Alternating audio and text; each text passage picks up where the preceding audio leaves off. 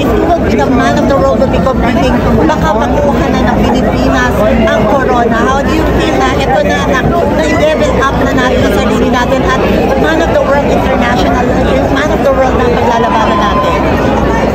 For me, every experience is a stepping stone to be a better person, to improve in all aspects, especially in my communication skills and in intellectual. So for me, I cannot promise that I am ready international, but I will do my best step by step to grow and to improve, to become better.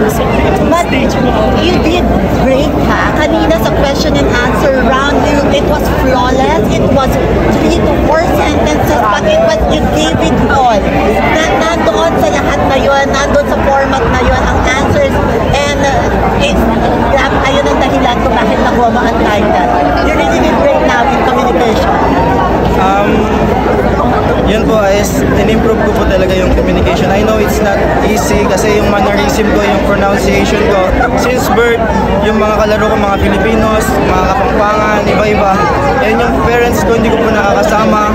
Ako po yung taong bahay school pero wala talaga nagpo-focus sa akin. So, I can't express my emotions or my feelings well.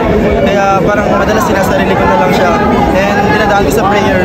But now, I am proud kasi ang dami, napaka-competitive namin lahat, pero I can't believe na nanalo po ako.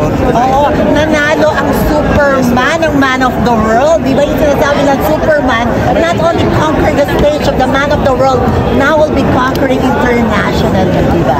How do you feel about that? Ikaw, si Superman ang sinasabi, nanalo na ito, nakuha ni Superman ang Palawan, ang corona. I just wanna be grateful po for everyone that supports us, especially me, especially sa mga Palawenyo and sa lahat ng mga Pilipino sa mansulok ng mundo. Thank you very much for everyone.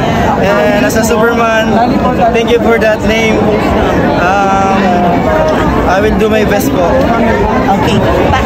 Congratulations to you, Oliver, for winning the Man of the World. And we will be waiting for the journey of the Man of the World. At ngunit naniniwala kami na makukuha ko first time for the Philippines ang corona. Maraming salamat. Thank you. Thank you. I am Oliver Eugene Tretz, your Man of the World 2025. Congratulations. Congratulations, Oliver. Thank you. Thank you.